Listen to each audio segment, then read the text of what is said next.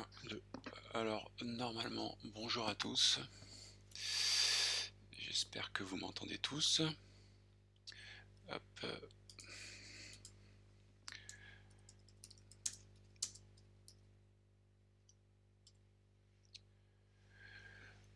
Alors, hop.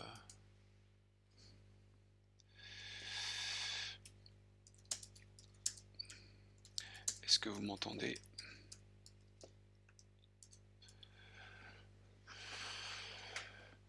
Alors, combien vous êtes? Hop, pas beaucoup. Très peu nombreux aujourd'hui. Ok, Marie, donc c'est bon si vous m'entendez. On va encore attendre une petite minute. Si vous avez une question à me poser, posez-la moi, c'est le moment. Je vais vous faire part de deux petits lapsus dans les vidéos. Je ne sais pas si vous les avez relevés. Et puis on va commencer tranquillement. Hop. Alors il y a déjà... Ça c'était dans les vidéos de TD. Donc c'était dans la vidéo 2.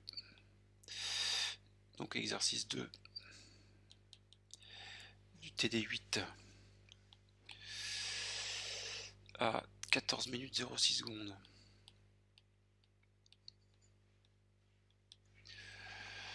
Alors à 14 minutes 06 secondes, je fais un lapsus et je prononce concentration de substrat apparu. Je crois que c'était pour définir la cacate. Je dis concentration de substrat apparu et c'était bien sûr substrat consommé. Une enzyme, ça consomme du substrat, ça ne fait pas apparaître du substrat. Ou alors j'aurais voulu dire concentration de produit apparu. Concentration de P apparu. Donc voilà, c'était un petit lapsus, mais ça a été rectifié après dans les autres vidéos. Je vous ai donné 3 façons de définir la constante catalytique. Voilà, ça c'est réglé. Et il y a un autre lapsus, ça c'est dans une vidéo de cours. Alors c'est la vidéo, on y reviendra par la suite, ce sera quand on fera les inhibiteurs. C'était la vidéo partie 3. Dans la vidéo partie 3, à 2 minutes 37, l'enseignant prononce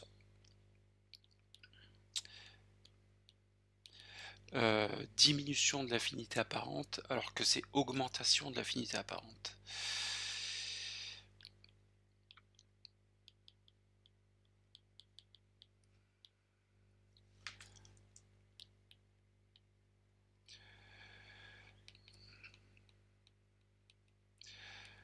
Ok.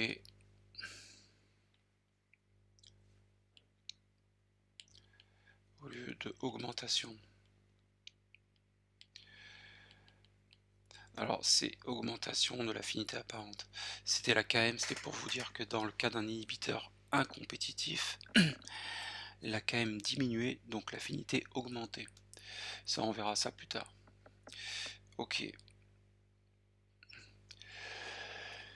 Bien, alors je vais refaire un peu, on va repasser en revue les exercices. Si vous avez des questions, profitez-en pour me les poser.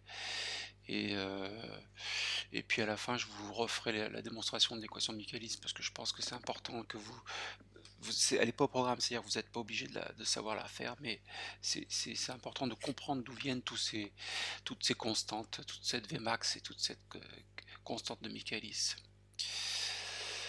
Alors, hop, qu'est-ce que je peux commencer? J'avais fait un petit copier d'ici. Hop. Ça, c'était la première. C'était le premier exercice du TD8. Ça, c'est une autre façon de redonner l'équation catalysée, l'équation de la réaction catalysée par l'enzyme. Hop, et j'anticipe le graphe suivant. Ok. Alors dans cet exercice-là, l'exercice 1 du TD8, c'était pour vous familiariser avec la représentation de Lineweaver et de Burke. Donc il faut savoir, c'est ce qu'on appelle la représentation en double inverse. Hop, je vais mettre le doc ici, c'est mieux.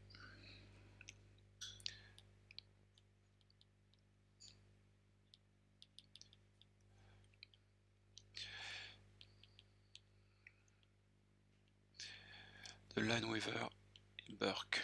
Alors essayez d'orthographier correctement les deux noms de ces découvreurs, enfin de ceux qui ont inventé cette représentation-là. Si vous n'arrivez pas, vous dites double inverse, ça marchera aussi. Représentation en double inverse. Donc vous avez vu que comme son nom l'indique, double inverse, il faut représenter 1 sur VI en fonction de 1 sur la concentration de substrat. Et donc ça nous donne une équation de droite.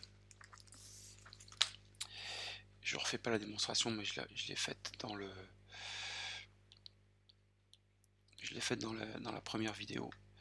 Donc 1 sur VI égale Km sur Vmax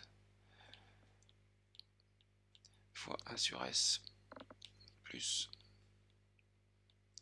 1 sur Vmax. Et là, vous avez vu que c'est une façon de linéariser, puisqu'on a bien une équation d'une droite, y égale ax plus b.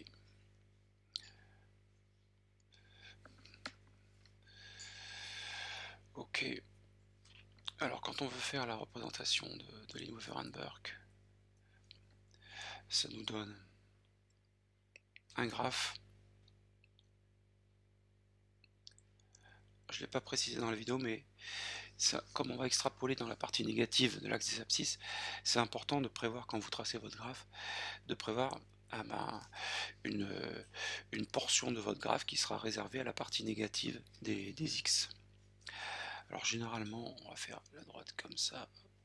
Généralement, vous avez des points qui sont des points expérimentaux que vous avez calculés, qui sont à peu près alignés, qui vont vous donner une droite. Donc là, c'est 1 sur S. Et là, ce sera 1 sur VI. Alors ce sont généralement des inverses, donc c'est des millimoles moins 1 fois litre fois minute. C'est des inverses de vitesse. Et là, ce sont des inverses de concentration sur l'axe des abscisses. Millimol moins 1 fois litre. Voilà. Donc, cette équation-là est à savoir. Je répète, hop. Je pense pas qu'on vous demande de la démontrer, mais il faut la savoir. Et si vous la savez plus, bah, vous inversez l'équation de Michaelis. Je vous rappelle, qui était VI égale Vmax S sur Km plus S. Donc si vous inversez cette équation de Michaelis, vous pouvez retomber sur une façon d'exprimer 1 sur VI en fonction de 1 sur S. Une fois qu'on vous demande qu'on vous demande de tracer une droite, on vous demande souvent aussi les points remarquables. Alors n'oubliez pas, il y a 3 points remarquables, enfin 2 points remarquables et la pente. Il y a ce point-là, l'ordonnée à l'origine, c'est 1 sur Vmax. Il y a ce point-là, l'abscisse à l'origine, c'est moins 1 sur Km. Et il y a la pente. Alors normalement, quand on a les deux premiers, on peut calculer après le second, mais c'est bien aussi de savoir la pente. Et donc la pente, c'est Km sur Vmax. Et ensuite, après, quand on vous demande d'extraire la Vmax ou d'extraire la Km à partir d'une représentation de Lineweaver and Burke, moi je vous conseille, vous prenez l'axe des abscisses pour l'abscisse à l'origine, vous prenez l'axe des ordonnées pour l'ordonnée à l'origine et vous extrayez 1 sur Vmax, donc l'inverse ce sera Vmax, moins 1 sur Km, donc l'opposé ce sera 1 sur Km et l'inverse ce sera Km. Ok.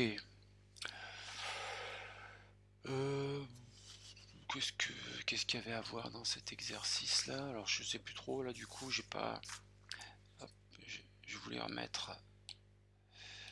Hop,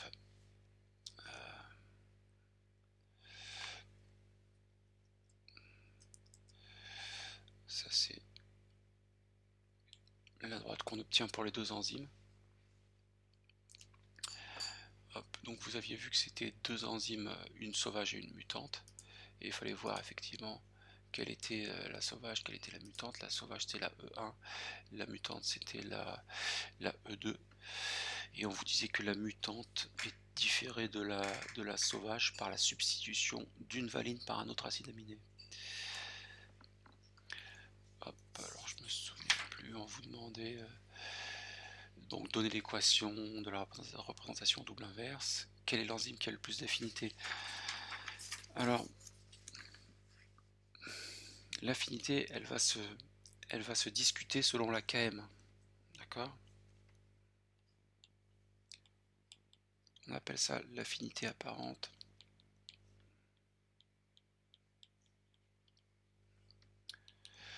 Ça se discute selon les Km que vous allez extraire, donc que vous allez comparer. Et en gros, on dit que l'affinité est inversement proportionnelle à la Km. Plus Km est faible, plus l'affinité sera forte.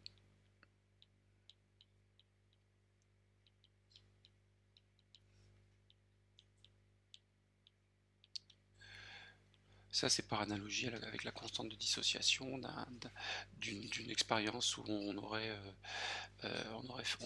testé l'association d'un ligand sur une protéine. Et quand on fait ce genre d'expérience-là, on extrait la constante de dissociation. Plus la constante de dissociation est faible, plus l'affinité du couple enzyme-substrat ou enzyme-ligand est forte.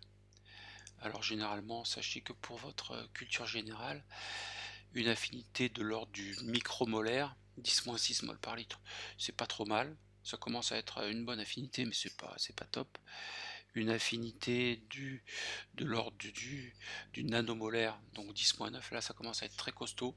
On commence à avoir des KM, des KD ou des KM très faibles, donc des affinités très fortes.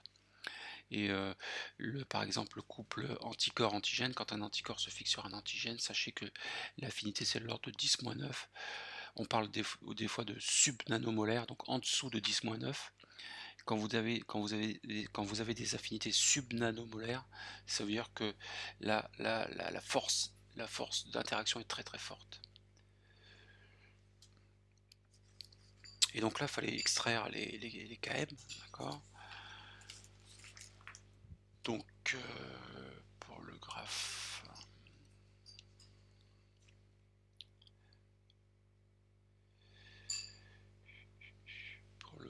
j'en suis où là? C'est le graphe A. On vous demandait pour la question de l'affinité vis-à-vis du G6P. Donc vous prenez le graphe où on fait varier G6P. Et hop. Là vous aviez moins 1 sur Km de E1 qui était égal à moins 5. Et là vous aviez moins 1 sur Km de E2 qui est égal à moins 10. Ok. Donc ça me donnait Km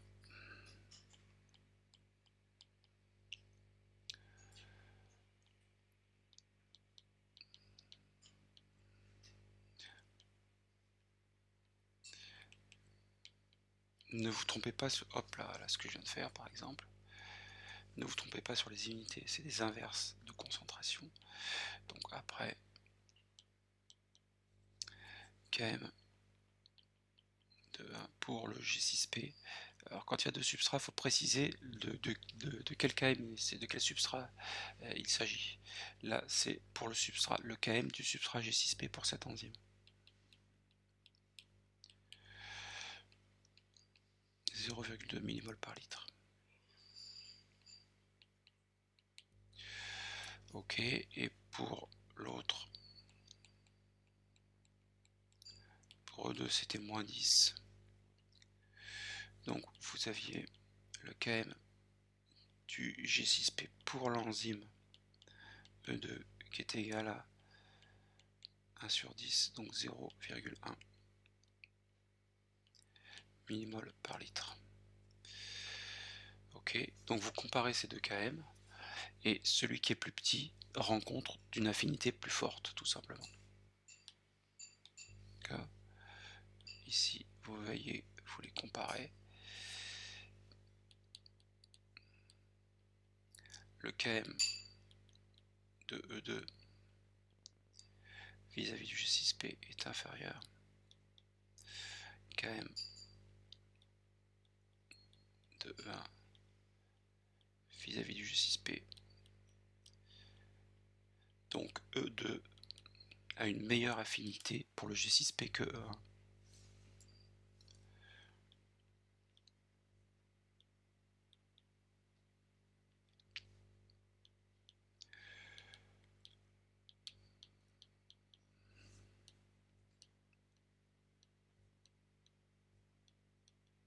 Voilà. Est-ce que vous aviez compris aussi, je suis passé un petit peu vite, est-ce que vous avez compris aussi quand on a affaire à des réactions à deux substrats, donc là il y a le premier substrat c'est le G6P, et le deuxième substrat c'est le NADP+, qui vont donner un premier produit et un deuxième produit. Quand on a affaire à une réaction enzymatique à deux substrats, les équations sont bien sûr très complexes si on veut voir l'effet des deux substrats en même temps, mais généralement ce qu'on fait c'est qu'on va se mettre à concentration saturante d'un substrat. Donc là par exemple, si je me mets à concentration saturante hop, de NADP+, saturante ça veut dire que j'en mets énormément. J'en mets une concentration qui serait égale à 30 fois sa KM, ou 20 fois sa KM. Donc en gros ça veut dire qu'on ne voit pas l'effet du NADP+. Le NADP+, n'a plus d'effet sur la réaction. Et donc on va faire varier la concentration de glucose 6-phosphate. Et on va faire une étude en faisant varier la concentration de glucose 6-phosphate. On va voir l'effet du glucose 6-phosphate. Et puis après, alors ça fait 2 fois plus de travail au labo. Après on reprend l'enzyme, on reprend une nouvelle préparation d'enzyme, on va mettre une concentration saturante de glucose 6-phosphate et on fera varier le NADP+, pour voir l'effet du NADP+.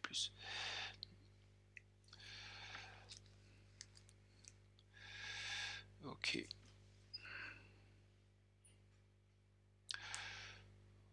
Donc ensuite on vous demandait, question 3, quelle est l'enzyme qui a le plus d'affinité pour l'NADP+, ben là vous preniez le graphe B.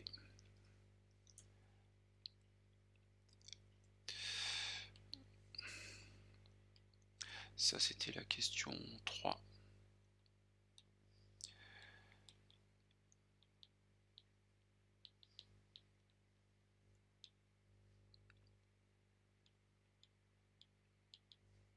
Ça c'est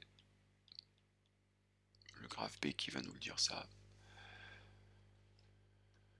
Alors le graphe B, ça j'en ai plus besoin.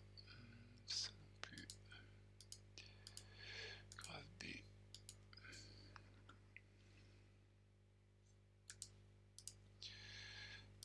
Voilà. Ok. Bah pareil, vous faisiez exactement le même traitement. Vous aviez ici moins 1 sur km de E2 qui était égal à moins 2. Et là, vous aviez moins 1 sur km de E1 qui est égal à moins 4.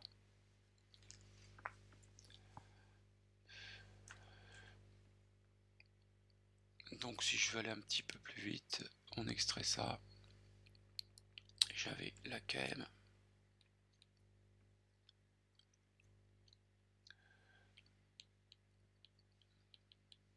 de E1 vis-à-vis du NADP+, qui est égal à 1 quart, qui est égal à 0,25 millimol par litre, et j'avais la km de E2 du NADP+, qui est égal à 1,5. Et ça c'est égal à 0,5.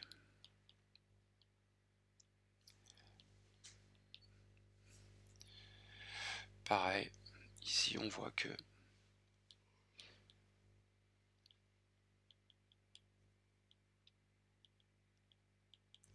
est inférieur à la km de E2. Donc c'est E1 qui a une meilleure affinité. L'enzyme sauvage a une meilleure affinité.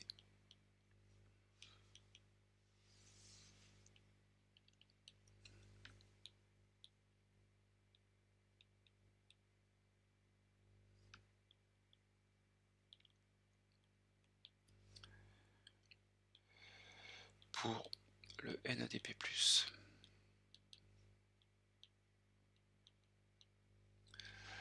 Ok.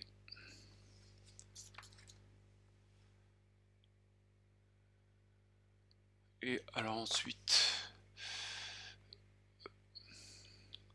bon, j'ai pas de questions, donc je pense que c'est assez simple, hein. Après c'est simplement des lectures d'ordonnées à l'origine et d'abscisse. Peut-être passer un petit peu plus vite. Quatrième question, c'était les Vmax pour le glucose 6-phosphate.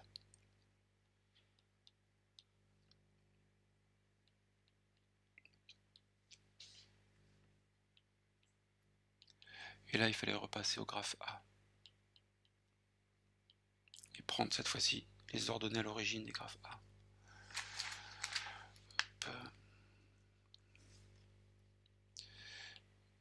Ça, c'était le graphe A. Donc vous alliez ici, je vais le faire en vert. Pour E1, vous aviez 1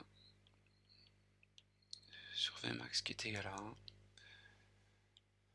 Et pour E2, vous aviez 1 sur Vmax qui est égal à 2.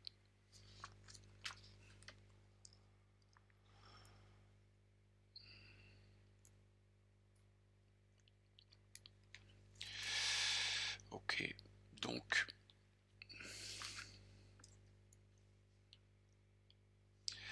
j'avais une Vmax de E1 qui était égale à 1. 1 sur 1, ça fait 1 millimol par litre par minute. Et une Vmax de E2 qui est égale à 1 sur 2, allons-y, 0,5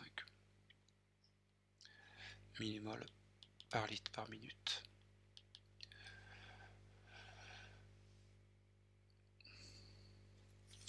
Ok, puis ensuite la dernière question, c'était une petite question sur la mutation. On vous demandait quels sont les acides aminés susceptibles d'avoir remplacé la valine, sachant qu'en électrophorèse à pH 7, E2 a tendance à se déplacer davantage vers le pôle plus. Donc si E2 migre vers l'anode,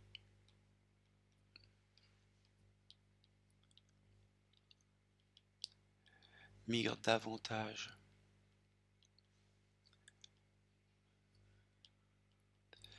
vers l'anode, donc c'est qu'il a, quand l'anode qui est chargée plus, c'est qu'il a acquis une charge négative supplémentaire par rapport à l'enzyme sauvage.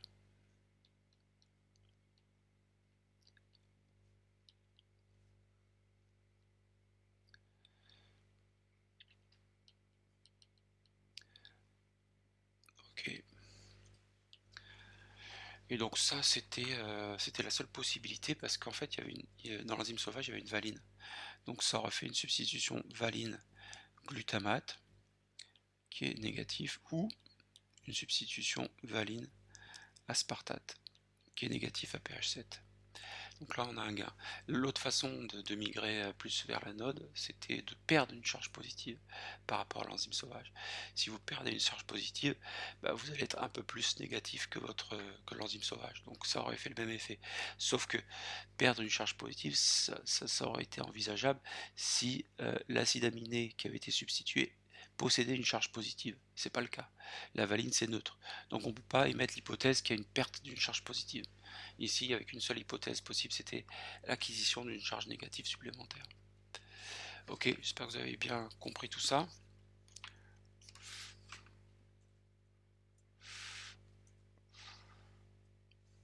On va passer,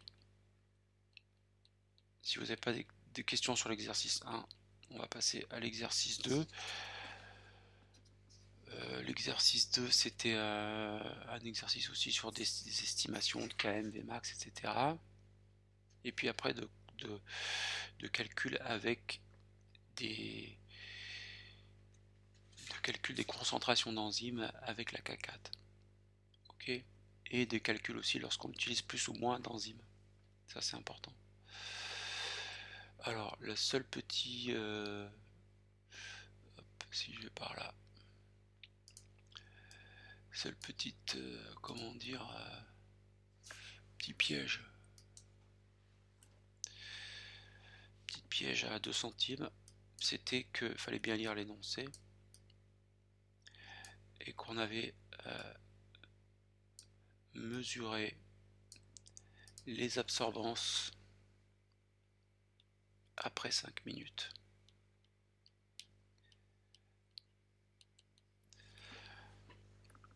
Ça, faut bien le marquer sur votre brouillon ou même sur votre copie si vous voulez, pour pas l'oublier par la suite, parce qu'on va sans doute vous demander des vitesses par minute et non pas pour 5 minutes. Donc là, c'était pour 5 minutes. Donc c'était la trypsine. On vous disait que la trypsine hydrolyse le BAPA, qui est incolore, en... est-ce que je mets trypsine ou pas?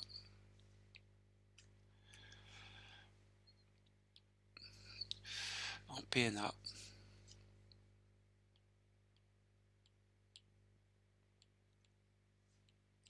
Qui est jaune, donc qui absorbe à 410 nanomètres. Et donc voilà, ça libère un produit coloré.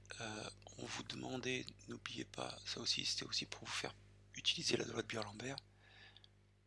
L'epsilon du PNA à 410 est égal à 10 000 molaire moins. Alors des fois on dit molaire moins 1, centimètre moins 1, ou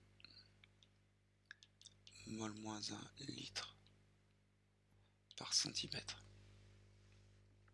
D'accord.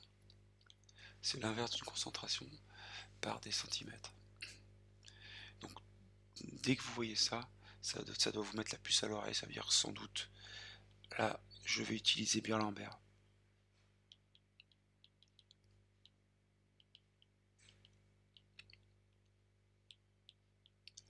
La fameuse loi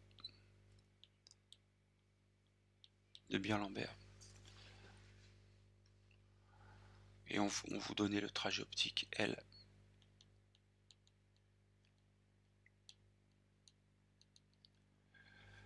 Égale 1 cm.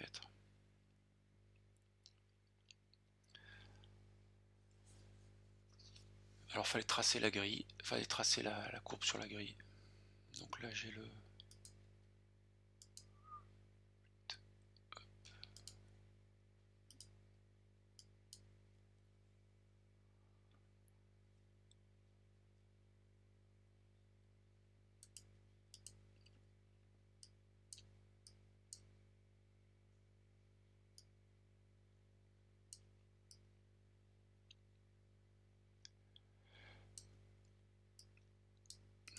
Voilà ce que ça donnait. Donc j'ai reporté ici. Ce qui est important, vous voyez bien, c'est que là j'ai bien mis absorbance après 5 minutes. Hein. Donc ok. Et puis n'oubliez pas de... Alors c'était des unités arbitraires, hein, l'absorbance sont des unités d'absorbance, UA j'ai mis. Et puis les concentrations de BAPA en abscisse, vous n'oubliez pas aussi de les légender, vous mettez la bonne unité, c'était des micromoles par litre cette fois-ci. Et pour chaque point, donc j'ai mis, alors j'ai pas mis, on n'a pas mis dans le tableau le point 0,0, mais il y est, 0,0, puis etc., etc. Je crois que j'ai fait une petite erreur aussi dans la vidéo. Je crois que j'ai placé celui-ci à 0,85, il me semble. Peut-être une petite erreur. Celui-là, il est à 0,95. Ok, donc vous tracez l'hyperbole la plus jolie possible. Et vous estimez KM et Vmax. Et là, on avait estimé... Alors, je répète, hein, moi, j'aime pas que l'asymptote touche. Vous verrez que certains collègues prennent un peu plus de liberté avec ça, mais moi j'aime pas, parce qu'en mathématiques, une asymptote, ça ne touche jamais la courbe. Donc là, vous mettez environ Vmax, ici. Et si c'était à 0,1, là. Là, je me mets à Vmax sur 2. Et j'extrais la KM sur l'axe des abscisses. Environ KM.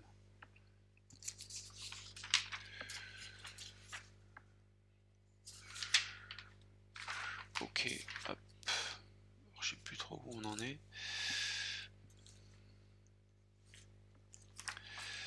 Oui, donc oui, c'était, il fallait convertir la Vmax. Ça c'est la question de...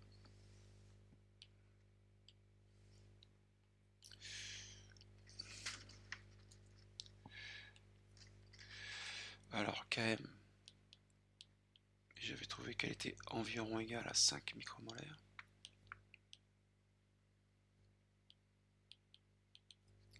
Et ma Vmax, je commence à avoir l'écran de ma tablette qui est un peu grasse. Hop. Et donc la Vmax, j'avais dit une unité d'absorbance après 5 minutes.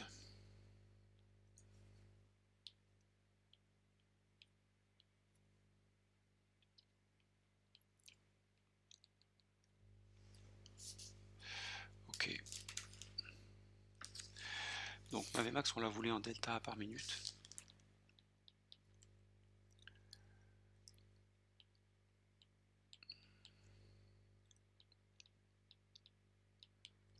« 0,2 delta par minute. »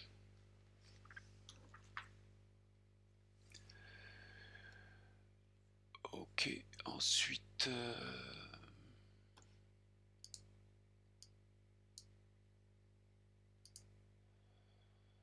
il fallait la convertir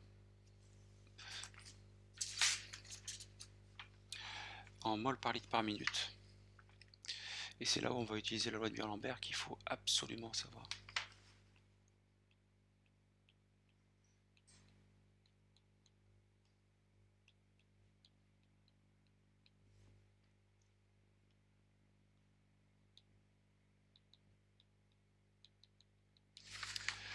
Alors la loi de Beer-Lambert, elle s'applique avec des absorbances, elle s'applique aussi avec des absorbances par minute. Les minutes resteront toujours.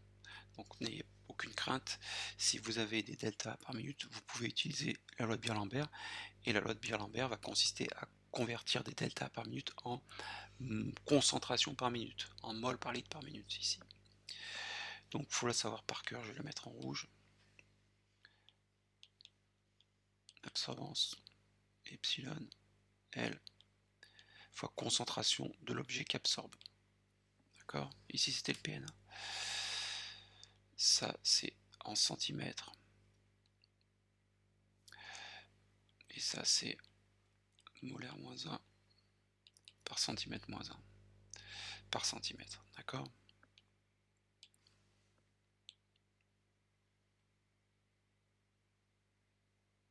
À savoir.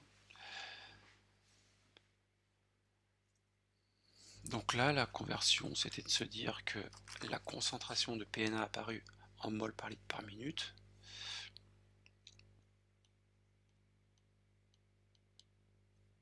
c'est égal à l'absorbance que je viens de calculer, 0,2. Hop là. Divisé par epsilon L, ce qui me donnait 0,2 divisé par 10 000 fois 1. Moi, j'aime bien le voir le fois 1 ici, parce que ça veut dire que vous n'avez pas oublié que ça, c'était le trajet optique.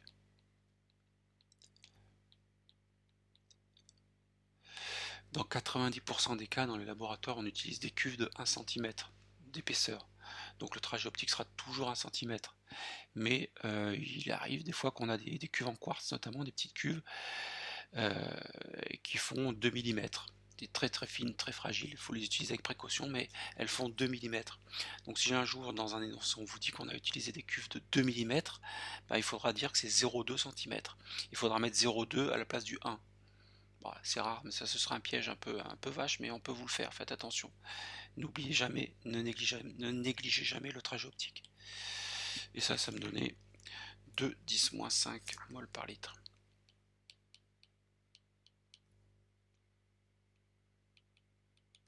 Par minute. Donc là on avait une vitesse. D'accord. Ok.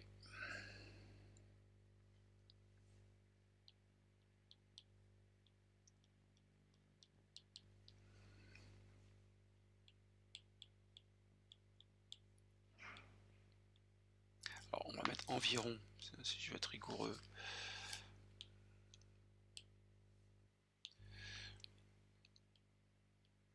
Environ.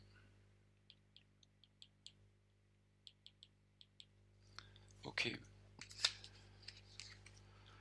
Donc c'est bon. Qu'est-ce qu'il y avait dans cet autre exercice là? Question 3, on va utiliser la K4. Sachant que la constante catalytique de la trypsine est de 2 10 exposant 3 minutes moins 1. Donc ça c'est le turnover.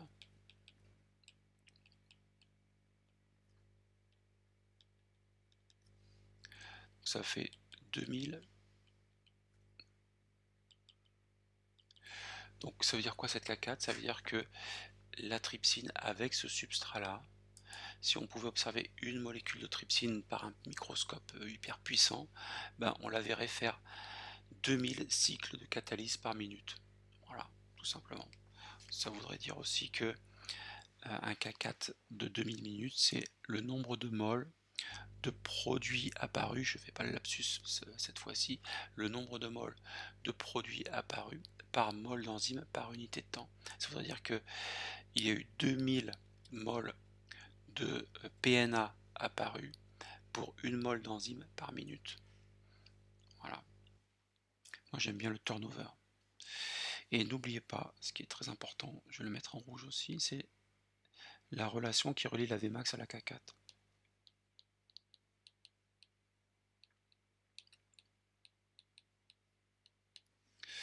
Ok, à savoir. Et donc ça me permettait d'isoler la... Alors on vous demandait la concentration d'enzymes.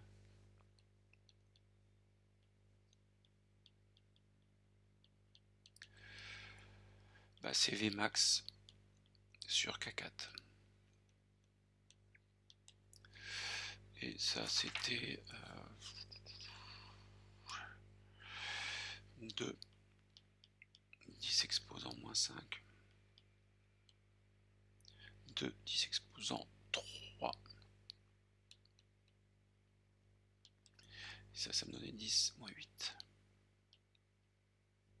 mol par litre.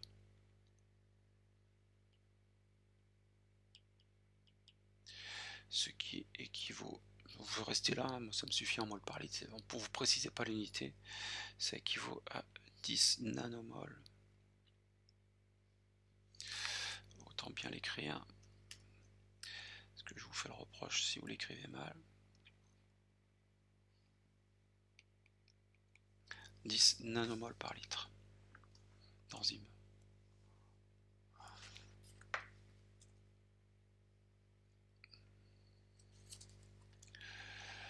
Ensuite, la quatrième question, c'était pour vous, on verra ça dans les exercices 3 et 4, c'était aussi l'objet de ces exercices, c'était de savoir quand on utilise 2 fois plus d'enzymes, ou j'espère que vous avez bien compris, j'insiste un peu lourdement, si j'utilise 2 fois plus d'enzymes, ma vitesse de réaction sera 2 fois plus élevée. Ça, c'est dû à quoi? C'est dû à cette relation-là. Vous voyez que Vmax égale K4 E0, E total. Donc, si j'augmente ou je diminue ce paramètre-là, E total, donc si j'augmente ou je diminue la concentration d'enzymes, et ben ça va faire augmenter ou diminuer la vitesse. Alors ça joue sur la Vmax, ça joue aussi sur les vitesses initiales, même si on n'est pas à la Vmax. Quoi qu'il arrive, si je mets plus d'enzymes, j'aurai une vitesse plus élevée. Alors des fois dans le laboratoire, il y a des fois un collègue qui peut venir vous voir, qui dit regarde ma vitesse, elle est pas en condition de vitesse initiale, elle n'est pas linéaire, elle atteint tout de suite, le plateau, je comprends pas ce qui se passe. Ben, généralement, ce qu'on dit, c'est qu'on dit qu'il a sans doute mis trop d'enzymes, la réaction va trop vite, donc on lui propose de diluer l'enzyme, d'en mettre un peu moins. Là, la réaction va aller plus lentement et il va être en vitesse initiale sur un laps de temps plus long.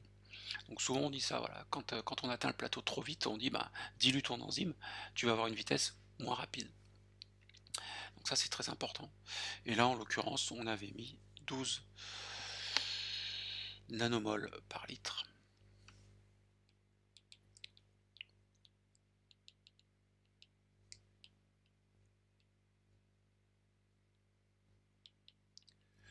Donc 12 nanomol par litre, ça veut dire, comparé à ici, donc 1,2 fois plus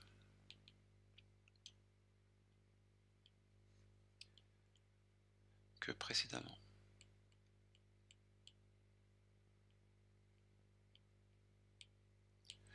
Ok. Donc si vous avez 1,2 fois plus d'enzymes que précédemment, il faudra retracer. Vous reprenez tous vos points ici et vous les augmentez d'un facteur 1,2. D'accord. Et donc ma Vmax qui est égale à 1, qui est estimée à 1. Cette fois-ci, je vais l'estimer à 1,2. La Km ne change pas, c'est pas parce qu'on met plus d'enzymes que la Km change. D'accord. Donc la Km ne va pas changer. Donc pour Vmax sur 2, ici ce sera 0,6. J'aurai toujours ma même Km, donc on va prendre la droite, on va la prolonger un peu plus haut. Et donc ça passera par ce point-là. Donc ma courbe va passer par ce point-là. Et donc elle aura une allure avec une asymptote comme ça. Et si vous voulez le faire plus joliment, hop, ici.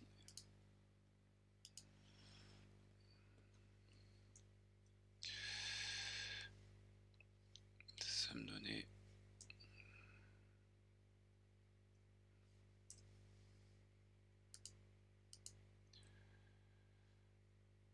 alors ça ici, ça colle là. Hop.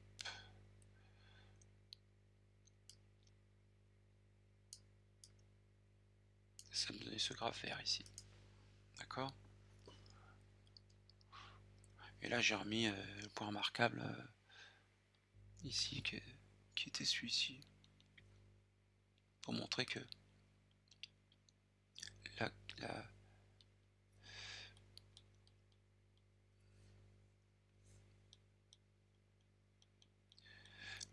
Vmax sur 2, que la KM n'avait pas changé.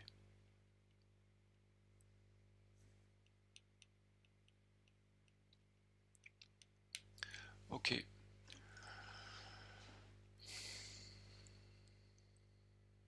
Voilà, si vous n'avez pas de questions, je continue et n'hésitez pas à m'interrompre. Hop.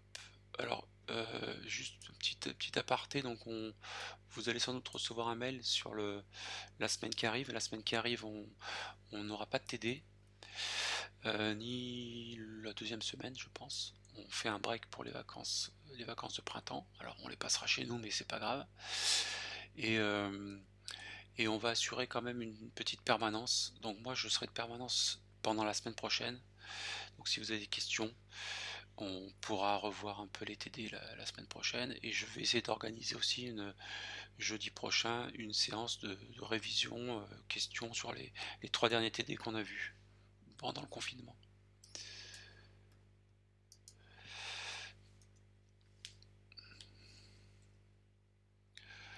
Ok. Donc ça c'était... Alors les exercices 3 et 4, ben, c'était des calculs surtout.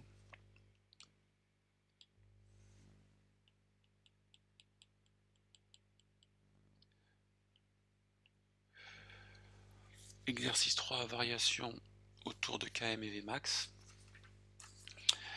On vous dit qu'on étudiait une réaction enzymatique catalysée par une enzyme E-michaélienne. On trouve un Km de 10-6 mol par litre. Vous le notez tout de suite.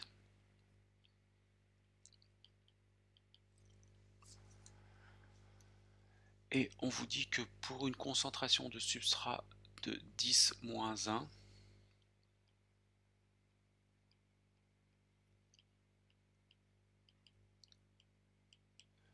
mol par litre, vous aviez une vitesse initiale de 10-7.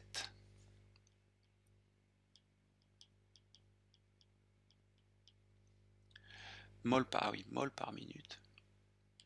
Ça aussi, c'était un petit piège à 2 centimes dans 10 ml. Ok. Et on vous demandait d'exprimer les vitesses de réaction en fonction de la Vmax pour des concentrations suivantes: S égale 10-3, S égale 10-5, S égale 10-6 mol par litre. Donc la première chose à faire quand vous avez ce type d'exercice, c'est de comparer donc la vitesse qu'on vient de doser ici, 10-7, pardon, la vitesse qu'on vient de doser ici, vous comparez la concentration de substrat qui a permis d'atteindre cette vitesse-là avec la Km.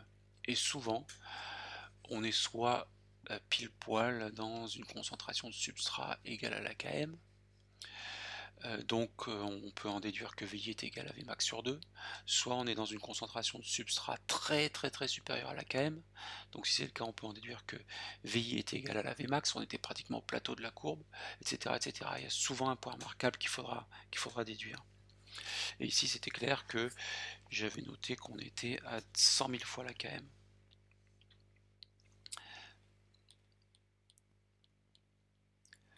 Si on compare S et Km, on note que S égale 10-1 sur 10-6, 10 exposant 5 km, donc 100 000 fois. 100 000 fois la km. Donc vous dites ici S et si vous voulez en mettre 3, vous en mettez 3, très supérieur à la km. Donc, pas la peine d'aller plus loin, cette VI de 10-7 c'était la Vmax.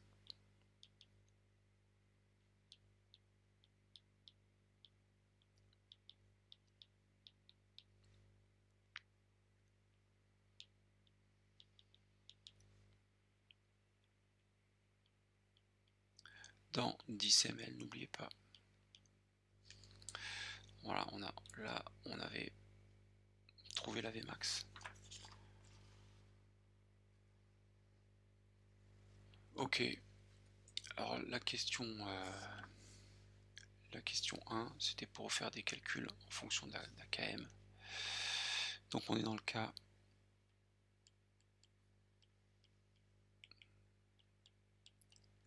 10-3 mol par litre ».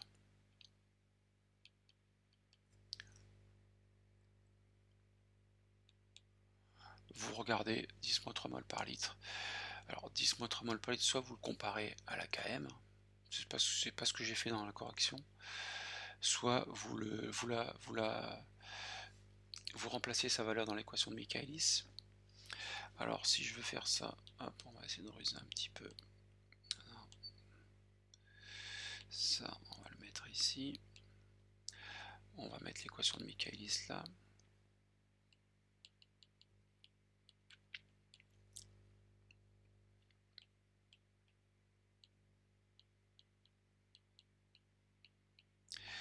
Ici, on avait une Km qui est égale à 10-6.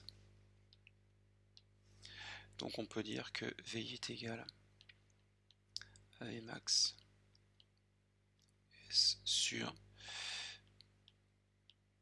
10-6 plus S.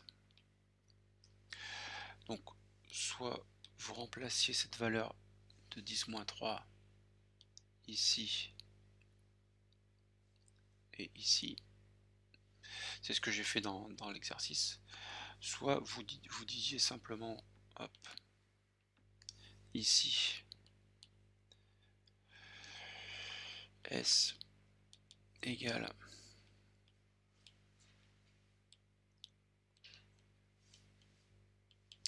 donc égale 1000 fois la Km, et donc très supérieur à la Km, donc on mesure encore la Vmax.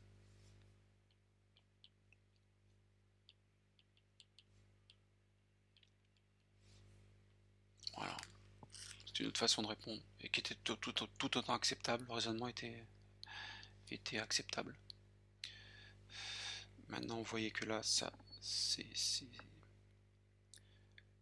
va différer si, alors ça c'était S égale 10 moins 3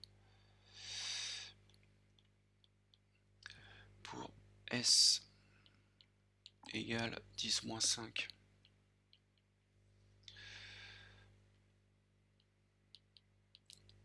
Ben là je remplaçais dans l'équation de Michaelis, j'avais une VI qui est égale à Vmax fois 10 moins 5 sur 10 moins 6 plus 10 moins 5. Là, vous vous rendiez compte que ça, la Km n'est pas négligeable par rapport à la concentration de substrat. Donc là, il faut faire le calcul. Et on avait Vmax fois 10 moins 5. Ça, c'est égal à 1,1 fois 10 moins 5. Ça, donc hop, on peut simplifier par 10 moins 5. Donc c'est égal à Vmax sur 1,1. Ça veut dire 0,91 Vmax. Donc ici, ce qu'il fallait voir, c'était que quand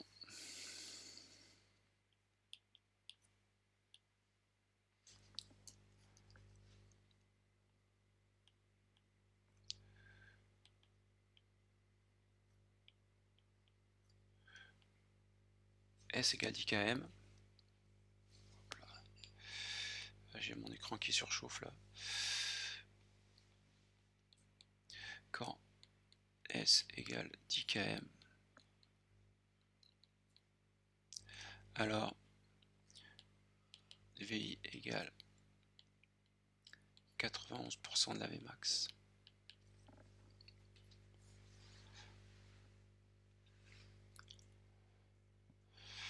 Ok, et puis le dernier.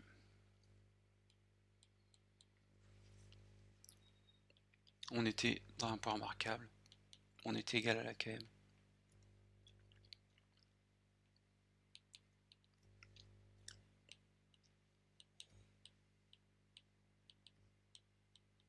Quand S égale Km, on sait que VI égale Vmax sur 2.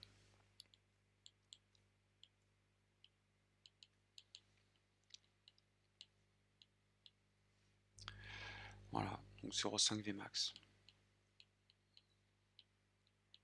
50% d'un Vmax.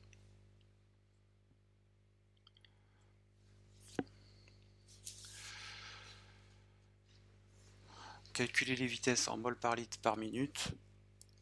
Alors, ça c'était juste une petite conversion pour vous dire qu'on était dans 10 ml. D'accord.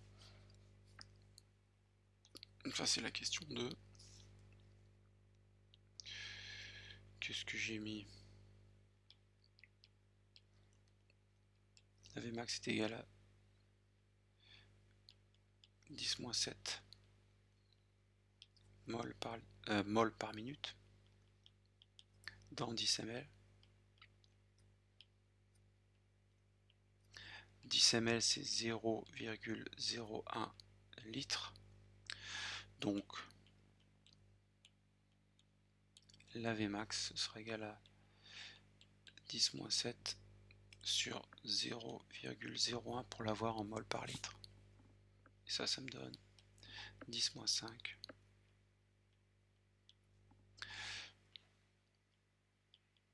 mol par litre par minute. Je fais pas les autres, mais c'est le même principe. Vous divisez par 0,01 pour l'avoir en mol par litre par minute.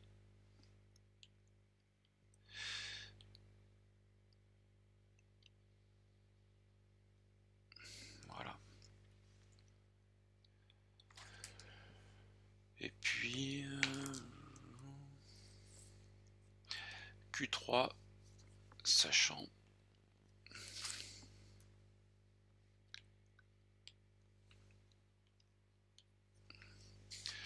question 3, sachant que la concentration de l'enzyme est égale à 10-7 mol par litre, calculer la constante de vitesse K2, donc là c'est la K4. Alors K4 ou K2 c'est la même chose, hein. En L1, là, dans le cours d'enzymo qu'on vous fait, on va le voir tout à l'heure quand je vais refaire la démonstration de Michaelis-Menten, c'est la même chose. Donc constante catalytique.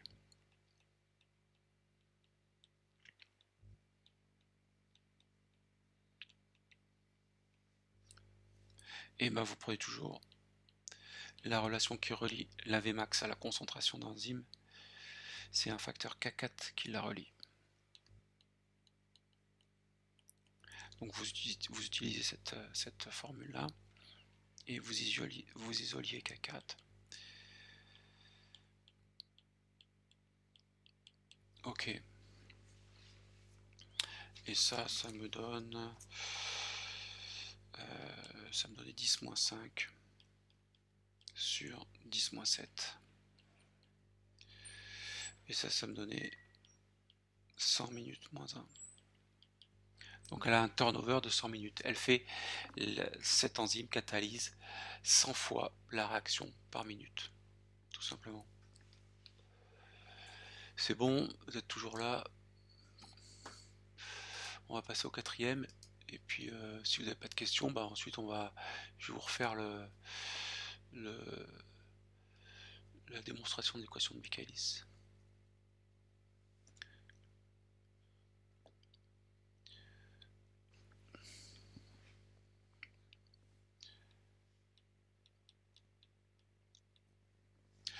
L'exercice 4 il était très similaire à l'exercice 3.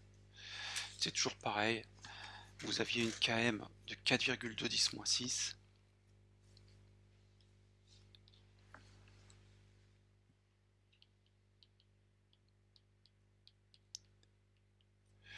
Vous aviez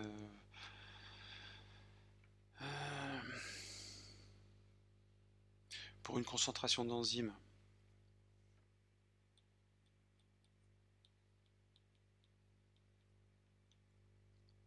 0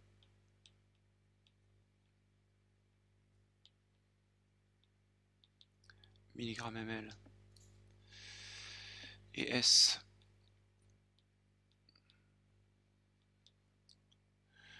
6-10-4.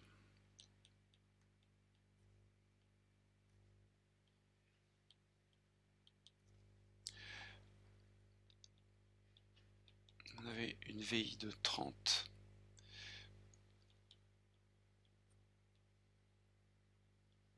micromol par litre par minute.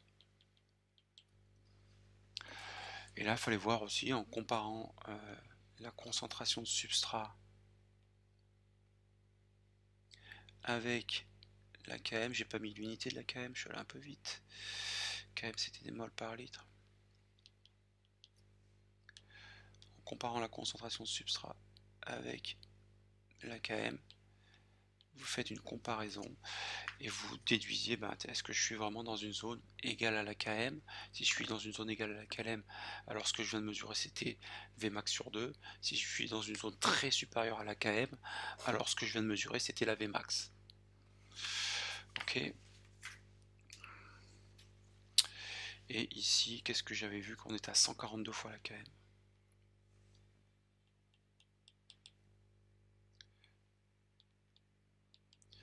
6 10 moins 4 sur 4,2 10 moins 6, ça faisait 142 fois la km.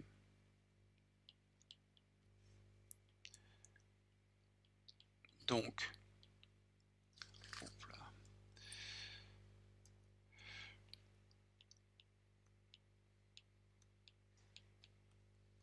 Souvent la question que vous me posez c'est quand est-ce qu'on peut dire que S est supérieur à la km? Dès lors que S égale 10 fois la km, ou supérieur à 10 fois la km, on est déjà à 91% de la Vmax. En biologie, on estime que dans 91%, ça veut dire qu'on fait une erreur de 9%. En biologie, dès lors qu'on estime qu'on fait des erreurs inférieures à 10%, les résultats sont acceptables. Alors moi je préfère 5%, donc je préfère me mettre à 20 fois la km.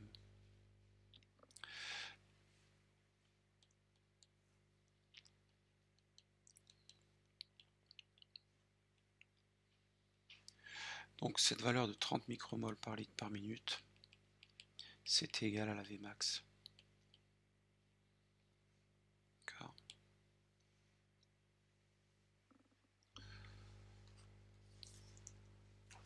Ok, alors qu'est-ce qu'on avait demandé? Dans la question 1, on nous demande si on se met à une concentration un peu plus élevée d'enzymes. Bah oui, la vitesse sera plus forte, puisqu'il y a une proportionnalité entre la concentration d'enzymes et la vitesse.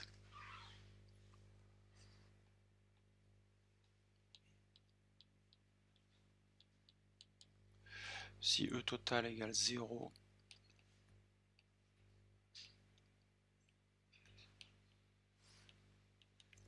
mg/ml, j'ai donc comparé que dans ces conditions-là,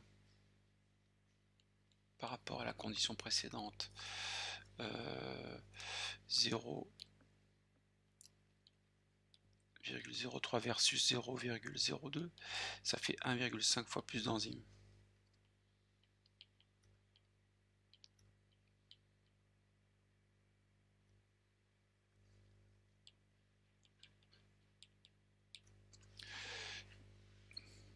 Il fallait aussi vérifier, attention, on était en une concentration de substrat, qu'on était toujours à la Vmax.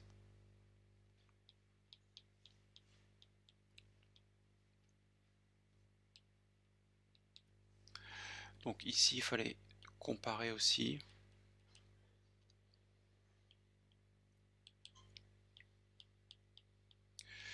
« 5 10 moins 4 sur 4,2 10 moins 6 ». Et ça me donnait 119 fois. Donc vous disiez qu'on est toujours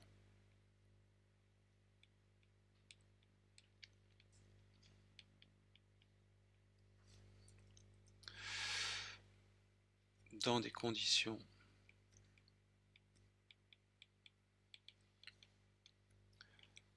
où S très supérieur à la km. Donc on mesure la Vmax.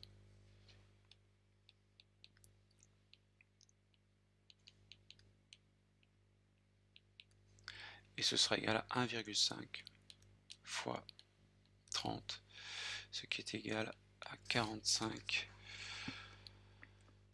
micromoles par litre par minute. Ok. Question 2, c'était si on doublait la concentration d'enzyme. Quels seront Km et Vmax pour une concentration d'enzyme 2 fois plus élevée que dans les conditions précédentes? Donc toujours pareil, si on double la concentration d'enzyme, la vitesse maximum sera doublée, la Km est inchangée.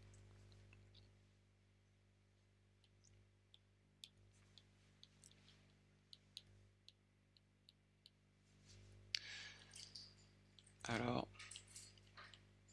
Vmax sera égal à 2 fois 30, 60 micromoles par litre par minute, et Km inchangé.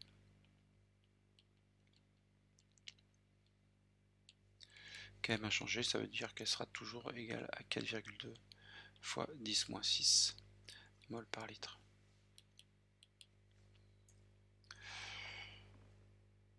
Et enfin, dans la troisième question, c'était pareil, on se plaçait à un point bien précis de l'équation de Michaelis. On vous demandait, donc on retourne aux conditions initiales.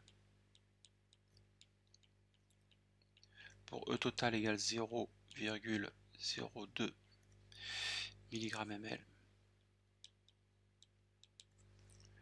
Comment obtenir VI?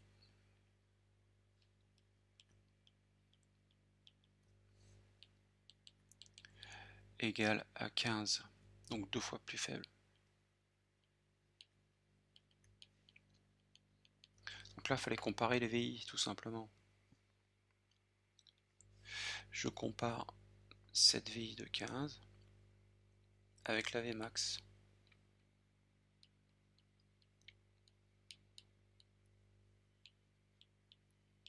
La Vmax de 30, qu'on a vu tout à l'heure.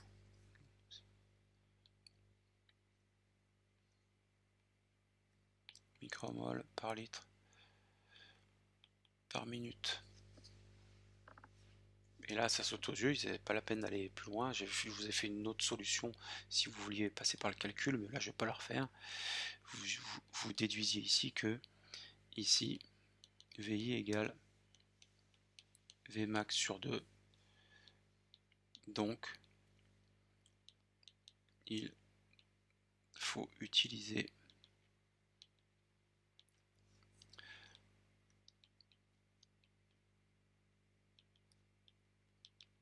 une concentration S égale Km. D'accord, donc de 4,2.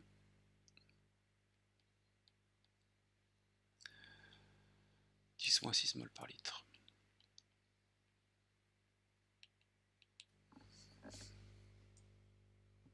Voilà, j'espère que... Donc je vous remets le petit schéma là que j'avais fait. Pour moi, ce schéma, il est assez didactique dans le sens où il vous montre, en gros, ce qu'on voulait vous expliquer dans ces exercices-là. Le phénomène de saturation.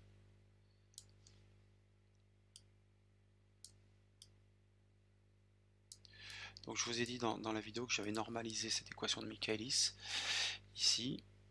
Vous pouvez le faire chez vous, c'est un bon exercice. De telle sorte que Km soit égal à 1 millimol par litre.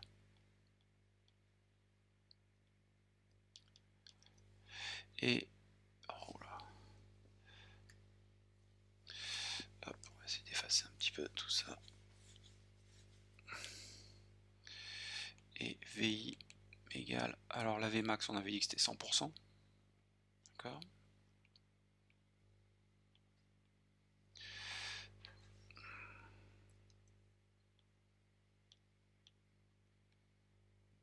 Sur 1 plus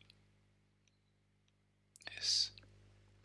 Et si vous faites ça, ben vous vous rendez compte que lorsqu'on se met à des concentrations de substrat qui sont des produits de la Km, d'accord, des facteurs de Km, donc 10 fois, 20 fois, 30 fois, 40 fois, 50 fois la Km, et ben on peut extraire les vitesses initiales en pourcentage de la Vmax.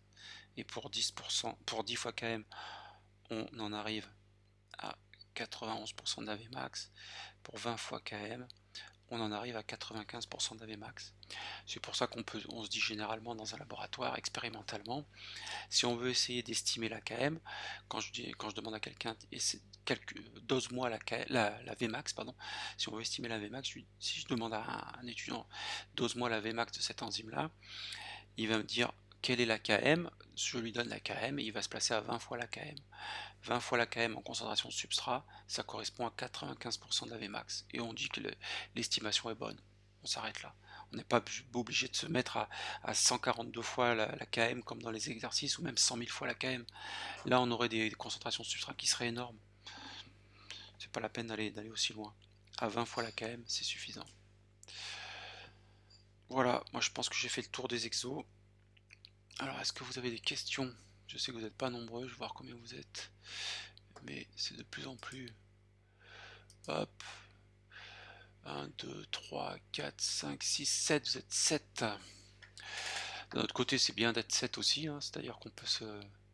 N'ayez pas peur pour poser les questions. Donc ce premier TD, c'est vraiment l'enzymologie. C'était pour vous familiariser avec la représentation double inverse Lineweaver and Burke. Le fait qu'on soit en notion de saturation de substrat. Donc saturation de substrat, ça veut dire 10 fois la KM ou 20 fois la KM. Et sur le fait aussi que lorsqu'on utilise 2 fois plus d'enzymes, les vitesses seront 2 fois plus élevées. Si j'utilise 3 fois moins d'enzymes, la vitesse sera 3 fois moins élevée. D'accord? Et voilà, et puis la loi de Beer-Lambert aussi. On s'est familiarisé avec l'utilisation de la loi de Beer-Lambert. Vous verrez dans les TP de L3 que on va faire des travaux pratiques d'enzymologie. On utilisera la loi de Beer-Lambert, d'accord, pour calculer des activités, pour calculer des vitesses. Toujours très important cette loi de Beer-Lambert. Ok, alors maintenant, si vous avez encore un peu de temps, moi j'aime bien vous montrer d'où viennent toutes ces constantes là, et vous allez voir qu'en fait on a toujours l'impression que c'est compliqué, la cinétique, etc., que l'enzymologie c'est compliqué, mais c'est tout simplement des notions de cinétique chimique qu'on a appliquées à la biologie, en l'occurrence à la biochimie. Donc c'est tout simple en fait. Et si vous avez compris un peu ces notions de cinétique dans vos cours de chimie, bah, ce qu'on fait c'est qu'on applique exactement les mêmes concepts. Alors, vous n'avez pas trop de questions. Ici, je vais mettre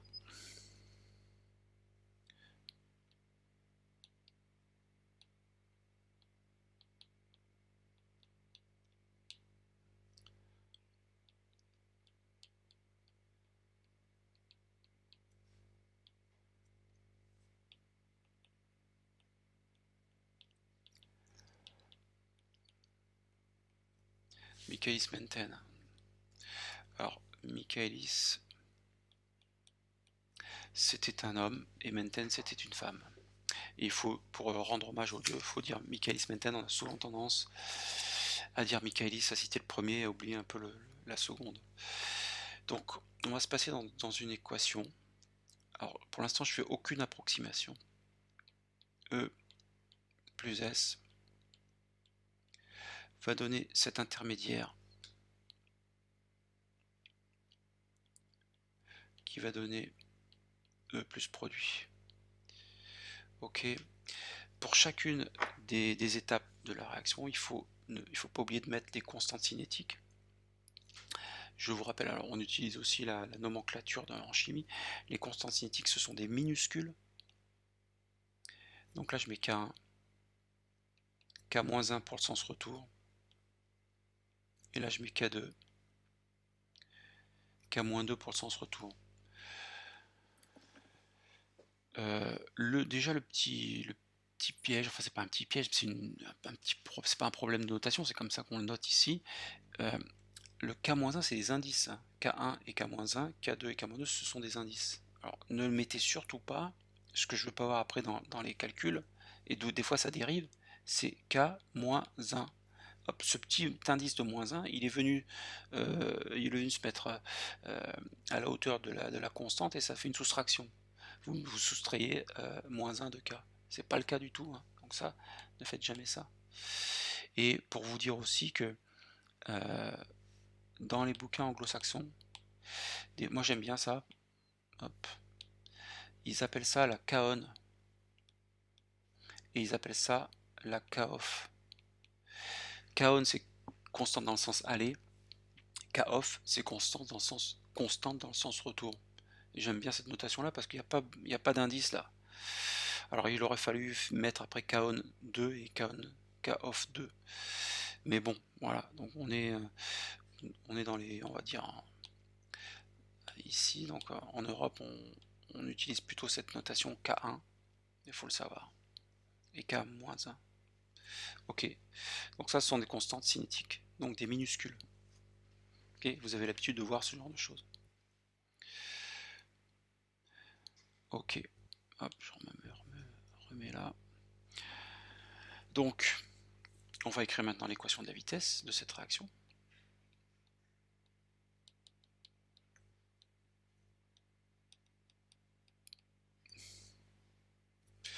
L'équation de la vitesse, c'est de voir combien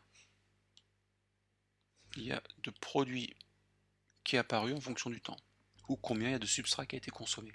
Donc on parle bien sûr de substrat consommé ou de produits apparus. Donc l'équation de vitesse, c'est le nombre de moles par litre de produits apparus par minute. Donc c'est un delta de concentration sur un delta de temps.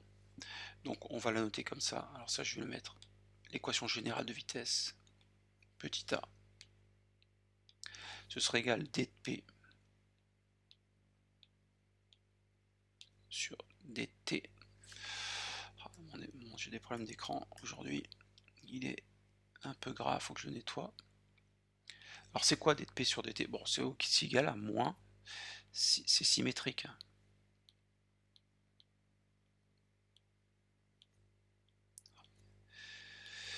Et c'est égal à quoi? Bah, vous regardez dans l'apparition du produit ici, vous regardez quelles sont les constantes qui vont créer du produit. Donc créer du produit pour moi c'est la constante K2 qui va donner du produit. Vous regardez les constantes qui vont en consommer, donc qui vont en consommer c'est la constante qui fait partir le produit dans l'autre sens, donc c'est la K-2 qui va en consommer. Et l'équation bilan finale, c'est tout ce qui permet de produire du produit, moins tout ce qui va consommer du produit. Donc là je ne suis pas du tout en condition de vitesse initiale, je fais aucune hypothèse, je donne tout simplement les constantes, donc d'apparition et de disparition. Donc c'est égal à K2. Alors bien sûr, après vous prenez exactement la même notation et le même raisonnement qu'en cinétique chimique, c'est K2 fois les concentrations de ce qu'il y a avant, et K-2 fois les concentrations de ce qu'il y a avant. Donc ce serait égal à K2 fois ES, ça c'est tout ce qui en produit, moins tout ce qui va en consommer, ce serait K-2 fois E, ce qu'il y a avant, fois P. Ça c'est l'équation de vitesse générale. Alors, le problème c'est que si effectivement on se met dans un cas où on va prendre en compte le fait que le produit peut aller dans le sens retour et peut être resynthétisé, ce qui est possible, hein, les enzymes peuvent faire ça, hein, c'est tout à fait possible, mais si on commence à prendre en compte cette contribution de K-2, les équations vont être très complexes. Donc Michaelis-Menten, ce qu'ils se sont dit, c'est qu'on va se placer en condition de vitesse initiale, et ça simplifie grandement le problème. Donc premièrement, je dis qu'on est en condition. Oh là. Ok. On est en condition de vitesse initiale. C'est-à-dire pendant les premiers instants de la réaction.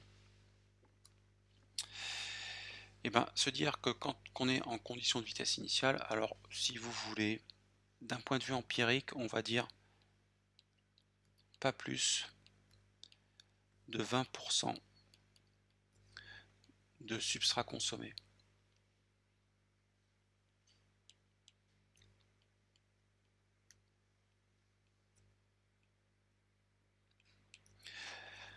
Pas plus de 20% de substrat consommé, ça veut dire que le laps de temps pendant lequel on va mesurer notre réaction, on aura toujours 80% de substrat qui reste dans notre tube. Donc on est en condition de vitesse initiale, on va favoriser la réaction dans le sens aller. Il y aura du produit qui va être formé, mais on va négliger le sens retour. Alors statistiquement, c'est clair qu'il y aura peut-être une molécule d'enzyme qui va prendre une molécule de produit puis le remettre en substrat, mais il y aura tellement plus de substrat, il y aura 80% de substrat qui reste, que c'est la réaction aller qui est préférée, et la réaction retour va être négligée. Ok, donc voilà ce que ça veut dire les conditions de vitesse initiale. Alors, ça veut dire, je vais mettre la réaction retour est négligeable. Ça veut surtout pas dire qu'elle n'existe pas. Des fois, je vois dans des bouquins K-2 égale 0. Non, K-2, elle a toujours sa valeur. Elle a toujours une valeur qui n'est pas nulle, puisque la réaction retour peut avoir lieu. Ça veut dire qu'on va simplement négliger la réaction dans le sens retour. Donc je mets réaction dans le sens retour.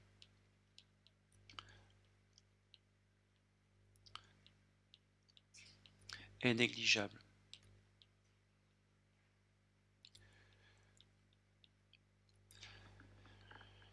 Et donc ça va nous simplifier grandement la vie. C'est que D2P, donc la vitesse, hein, alors ça c'était, j'ai oublié de le marquer, c'était la vitesse.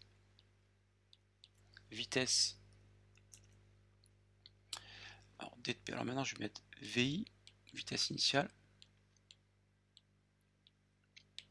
Elle va être égale, on va négliger ce terme-là.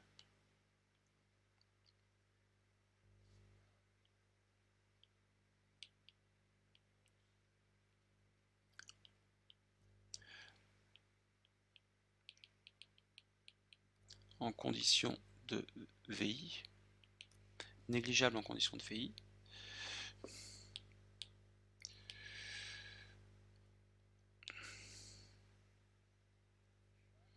Ok. Donc VI égale dp sur dt en vitesse initiale. Donc là, vous notez bien, c'est la vitesse initiale, d'accord? C'est plus la vitesse d'un point de vue général. Hop. Ben, c'est égal à K de ES. Et ça, c'est une équation qui va nous servir. On va l'appeler A'. Okay. Et cette équation-là, elle est super importante parce qu'elle nous permet de s'affranchir de cette constante K-2. Alors, une autre façon de décrire maintenant l'équation, c'est de dire E plus S va donner ES qui va donner E plus P. Et vous mettez toujours K1, K-1, K2. Des fois, dans certains bouquins, vous voyez, hop, on l'a mis avec un pointillé ici pour montrer que la réaction retour est négligeable. Ok? Donc voilà la première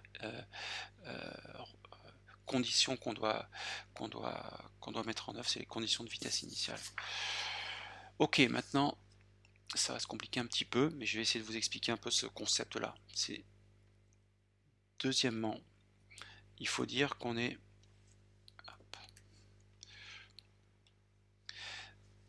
dans l'état stationnaire. Donc c'est l'hypothèse de l'état stationnaire.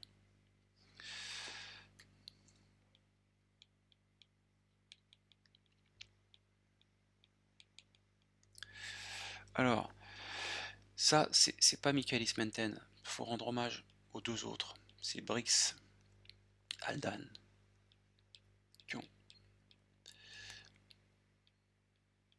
ont fait cette hypothèse-là. Alors, ça veut dire simplement que, en tout état de la réaction, on est dans un phénomène de flux stationnaire, d'état stationnaire. Je vais essayer de vous expliquer un peu de façon plus imagée, mais dites-vous qu'en tout état, on est dans un moment de la réaction où tout est à l'état stationnaire, c'est-à-dire que ES égale constante.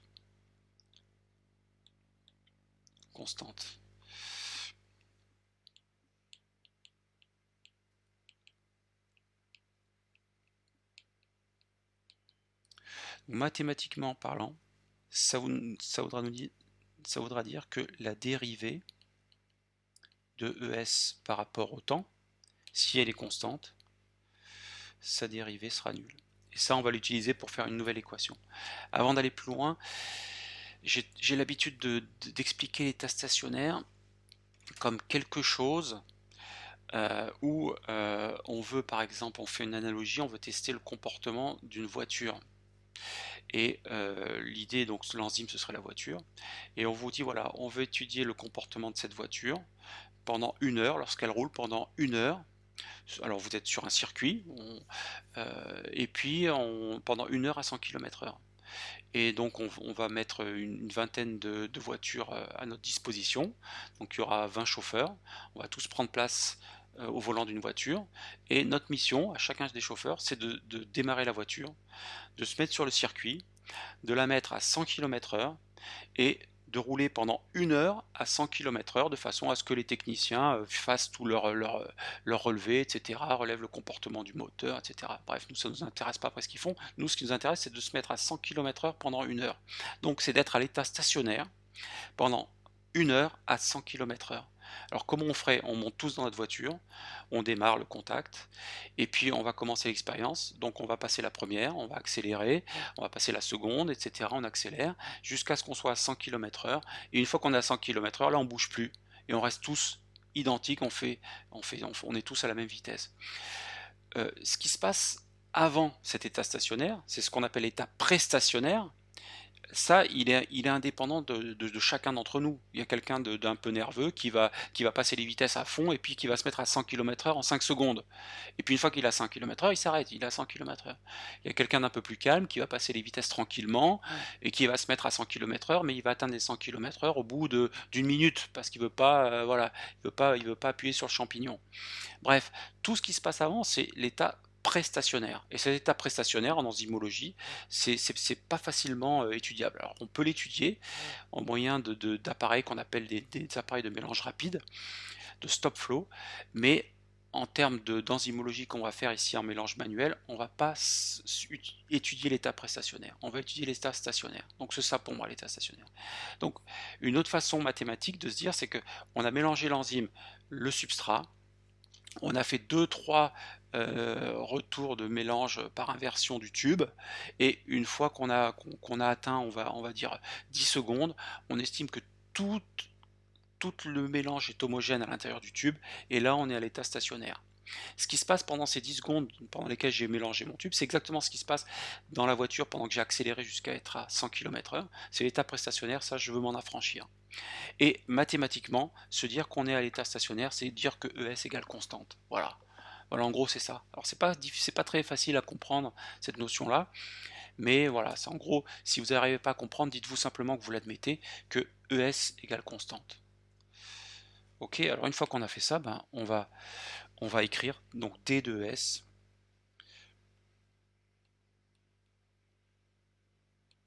sur dt égale 0. C'est quoi D de S sur dt? Donc je reviens à cette... hop, hop, ici. Je vais le faire en vert. D2S sur dt, donc je considère ES. C'est quoi D2S sur dt? Ben, c'est exactement la même façon d'écrire l'équation de vitesse qu'on l'avait faite pour le produit, sauf qu'ici on va considérer le complexe michaélien, le complexe de Michaelis ES. C'est donc tout ce qui en produit. Alors c'est quoi tout ce qui en produit? C'est régi par les constantes qui vont donner du ES, donc les flèches qui vont pointer vers le ES. Donc c'est K-1. Donc K-1 fois E fois S, moins tout ce qui va en consommer. Tout ce qui va en consommer, c'est régi par les flèches qui s'éloignent de ES, donc c'est les constantes K2 et K-1. Donc K-1 fois ES plus K2 fois ES. Donc c'est toujours pareil, même raisonnement. Donc ma vitesse d'apparition de D de S sur dt, c'est égal à K1, hop,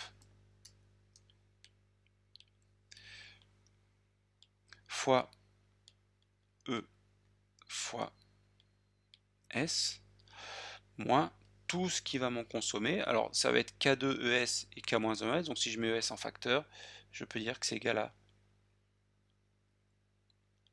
K-1 plus K2 ES. Et ça, c'est égal à 0. Et vous allez voir qu'on va se servir de cette équation que j'appelle équation petit b pour essayer d'isoler une expression de ES que je vais remplacer dans l'équation petit a'. Et ça va se faire encore avec une dernière considération.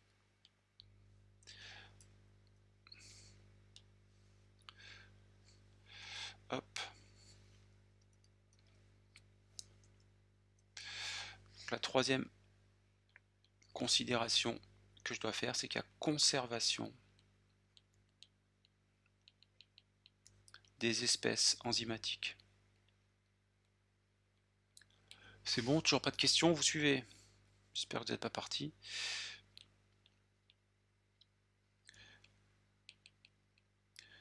Conservation des espèces enzymatiques. Ça veut dire quoi ça?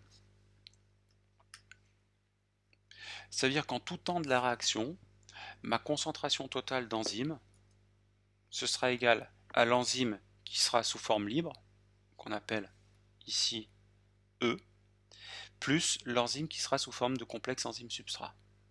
Et ça va nous permettre d'isoler une expression de E que je vais remplacer dans l'équation petit b. Alors la conservation de l'enzyme, c'est de se dire qu'en tout temps de la réaction, pourquoi c'est important? Alors je l'écris, et plus. Donc ça veut dire la concentration totale d'enzyme, c'est égal à la concentration d'enzyme libre qui n'a pas trouvé encore un substrat, plus la concentration d'enzyme qui a trouvé son substrat. Et cette somme fait la concentration totale. Pourquoi c'est important? Parce que la concentre E libre, je n'ai aucun moyen de le doser en solution. Je ne peux pas savoir combien il y a, quelle est la proportion d'enzyme qui est libre à un instant T. Sauf que E total, ça je le sais. Je sais très bien combien j'ai mis d'enzyme totale dans mon tube dès le départ pour mélanger avec mon substrat et pour faire ma réaction. Donc ça, je le connais. E total, je le maîtrise. Et E, je ne le maîtrise pas. Donc on veut s'affranchir de ça. Et ça, c'est l'équation petit c. Alors maintenant, je vais faire la démonstration. Vous allez voir, après c'est des maths. Hein. Alors si vous n'aimez pas les maths, voilà, tant pis, mais c'est des maths. Donc vous isolez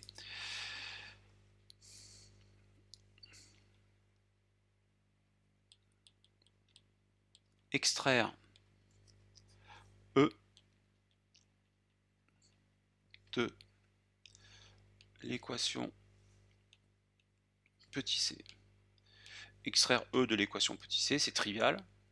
Vous dites simplement que E égale E total moins ES. Première façon de faire.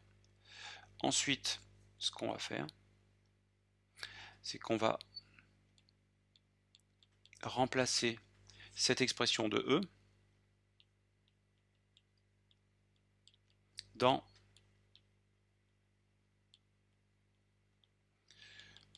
l'équation petit b.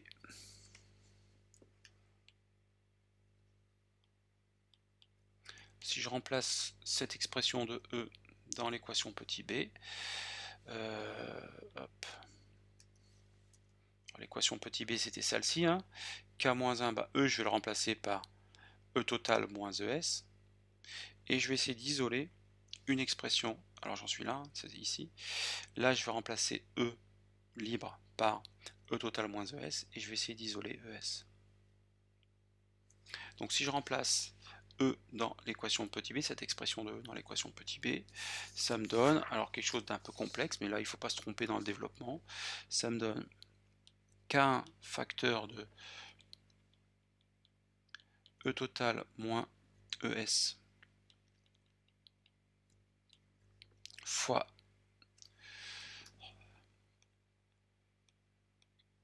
S moins, alors l'autre terme n'a pas bougé, K-1 plus K2 ES égale 0. Là, je vais développer.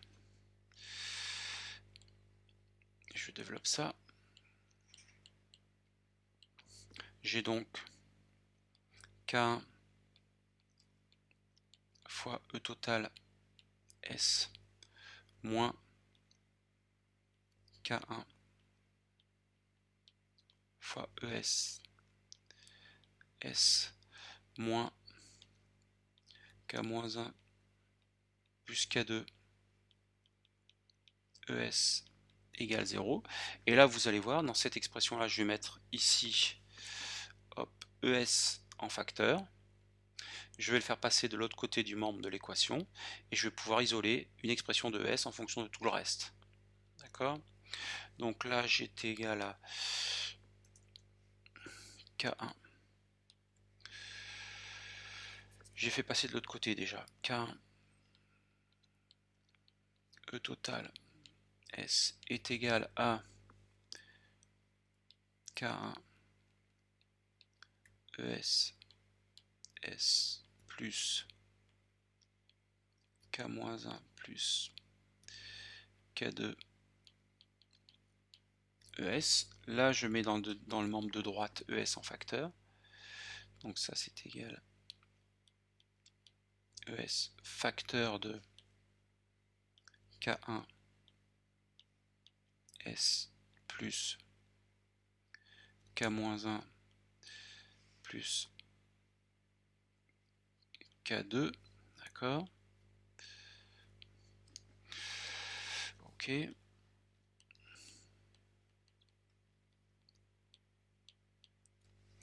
Et ensuite, j'isole ES. Donc si j'isole ES, je fais passer toute cette expression-là, K1 K1S plus K-1 plus K2 au dénominateur, et ça me donne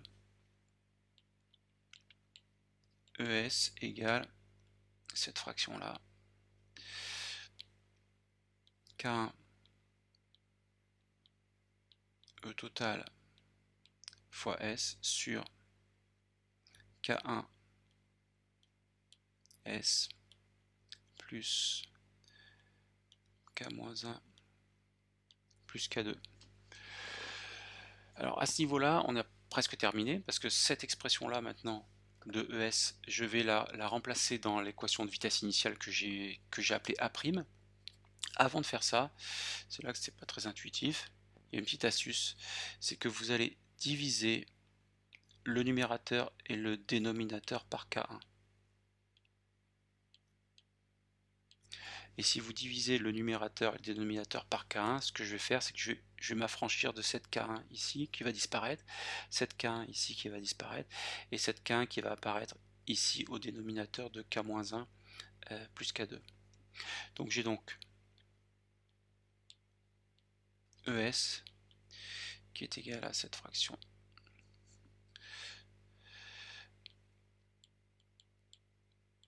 E total fois S sur S plus K-1 plus K2 sur K. Ok. Hop, je gagne de la place en faisant une fraction plus courte ici. Et ça, je vais simplement le mettre d'une certaine façon pour que ça ressemble un peu plus à l'équation de Michaelis. C'est aussi E total fois S. Généralement on met la Km en bas, vous allez voir que ça c'est la Km.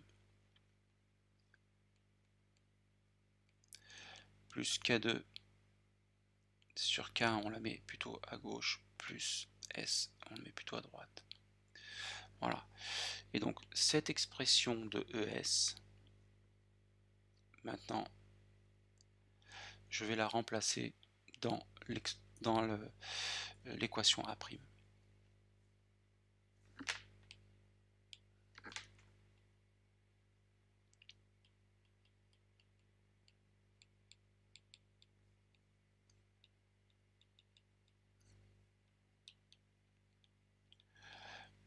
À remplacer dans l'équation de vitesse initiale que j'ai notée A'. Donc A' me disait que vitesse initiale était égale à K2 fois ES. Donc je remplace cette expression de ES ici, hop, dans la K2. Et donc là, j'y suis presque arrivé. C'est bientôt la fin. VI égale K2 fois E total fois S sur K-1 plus K2 sur hop, sur K1 plus S. Et ça, c'est l'équation de Michaelis. On vient de démontrer l'équation de Michaelis-Menten. C'est tout bête. Hop là, pourquoi ça me fait ça? Pourquoi c'est tout bête? Parce que là, c'est quoi K2? K2E total.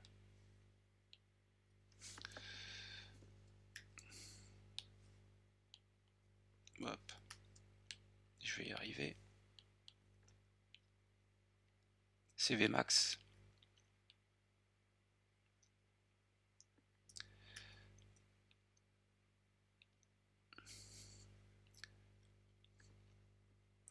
Et ça, c'est quoi? K-1 plus K2 sur K1, c'est égal à la Km.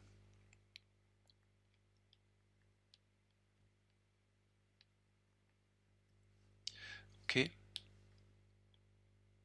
Ça, c'est la Km. Et ça, c'est la définition de la Vmax. Donc vous avez bien, là, on vient de redémontrer l'équation de Michaelis en disant que, ben, en faisant l'hypothèse de condition de vitesse initiale d'être à l'état stationnaire et qu'il y a une conservation des espèces enzymatiques, on a bien une branche d'hyperbole de type VI égale Vmax S sur Km plus S. Ok?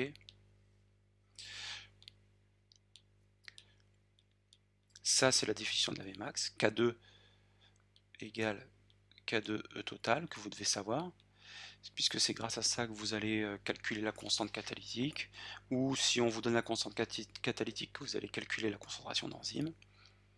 Et Km, on est parvenu souvent, mais la Km, c'est un mix de plusieurs constantes cinétiques. K-1 plus K2 sur K1. Et c'est environ égal à l'affinité. Alors pourquoi c'est pas vraiment égal à l'affinité? Parce qu'il y a une composante K2 dans la Km. S'il n'y avait que ce rapport K-1 sur K1, ce serait vraiment une constante d'équilibre de dissociation, donc ça reflèterait l'affinité. Or, dans la Km, il y a une composante K2, la K4 qui intervient, donc c'est une constante un peu dynamique.